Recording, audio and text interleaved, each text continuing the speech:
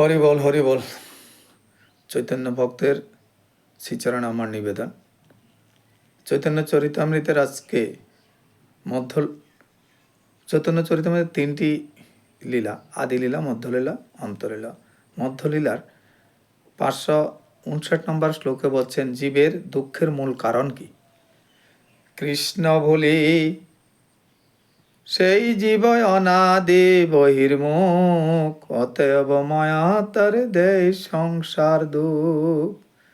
তাহলে আমরা কৃষ্ণের নিত্য দাস ছিলাম, কৃষ্ণকে ভুলি সেই জীব অনাদি বহির্মুখ, অনন্তকাল থেকে আমরা ওনার সাথে নিত্য সম্বন্ধ ছিল, সেই নিত্য সম্বন্ধ থেকে আমরা অনিত্য সম্বন্ধে বহির্মুখ হয়ে আছি। অতএব সে দোষেই ভগবানকে ভুলে আছি, কৃষ্ণকে ভুলে আছি।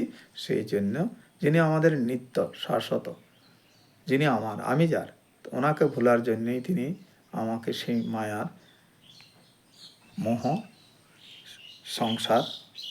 সংসারের বিভিন্ন প্রকার সুখ দুঃখ দিয়ে যাচ্ছেন।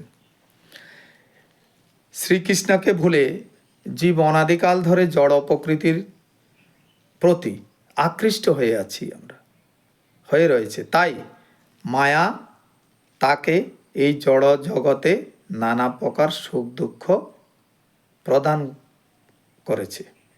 তাহলে আমি যার তাকেই ভুলে আছি, সেই জন্য উনি ক্রুদ্ধ হয়ে আমাকে সেই দুঃখের সংসারে, যদি আমি যার তাকেই যদি আমি সেবা অর্চনা পূজা চিন্তা মনন যদি না করি, দুঃখ দেবে। সেই জন্য বলছে কৃষ্ণের নিত্য দাস জীব তাহা ভুলে গেল, এই দোষে মায়া তার গলায় বাঁধিল। কেন আমরা মায়াতে পড়ছি? আমরা কৃষ্ণের নিত্য দাস সেটা ভুলে গেছি। জীব যে কৃষ্ণের নিত্য দাস এই সত্য বিস্মিত হওয়াতে আমরা বিস্মিত হয়ে আছি। তাই মায়া জীবকে নানা প্রকার প্রলুব্ধ, বিমোহিত, নানা প্রকার প্রলুব্ধ, লোভ মোহ কাম কামনায় জর্জরিত করে। এই ত্রিগুণ সত্য রজ, এই 3 গুণের দ্বারা ঘটিত শৃঙ্খলে গলদেশে আবদ্ধ করে আছেন। তাই আমরা আগো কৃষ্ণ ভজিবার তরে সংসারেতে আইনু, মিছে মায়াবদ্ধ হয়ে বৃক্ষ সময় হনু।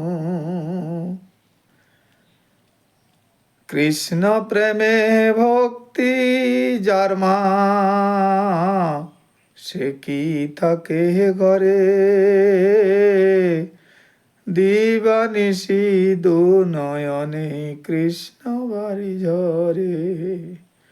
হরি বল হরি বল।